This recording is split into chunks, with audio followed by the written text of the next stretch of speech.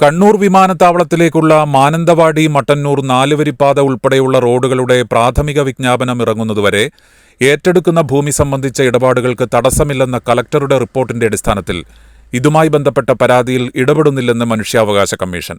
Commission അംഗം K ബൈജുനാഥാണ് ഇക്കാര്യം വ്യക്തമാക്കിയത്. ഏറ്റെടുത്ത 6 റോഡുകളിൽ നാലുവരിപ്പാത കടന്നുപോകുന്ന പ്രദേശങ്ങളിൽ ഭൂമിയും കെട്ടിടങ്ങളും സ്ഥാപനങ്ങളും വിട്ടുനൽകുന്നവർക്ക് പുനരധിവാസം നടത്താൻ കഴിയാത്തത് സംബന്ധിച്ചായിരുന്നു പരാതി. ഇത് സംബന്ധിച്ച കണ്ണൂർ ജില്ലാ കളക്ടറുടെ റിപ്പോർട്ട് കമ്മീഷൻ പരിഗണിച്ചു.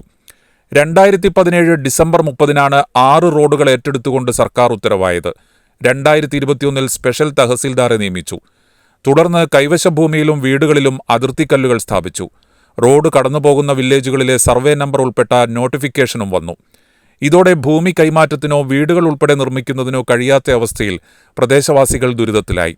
ഈ പ്രശ്നം വകുപ്പുകളുടെ സംയുക്ത പരിശോധന വഴി പരിഹരിക്കണം എന്ന ആവശ്യമുയർന്നു.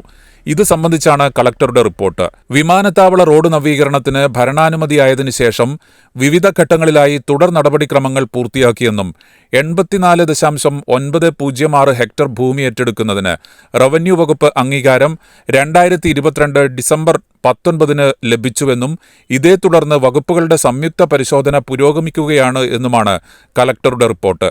മാത്രമല്ല, പ്രാഥമിക വിജ്ഞാപനം പുറപ്പെടുവിക്കുന്ന തീയതി വരെ ഭൂമി സംബന്ധിച്ച ഇടപാടുകൾക്ക് തടസ്സമില്ലെന്നും കളക്ടർ വ്യക്തമാക്കിയിരുന്നു.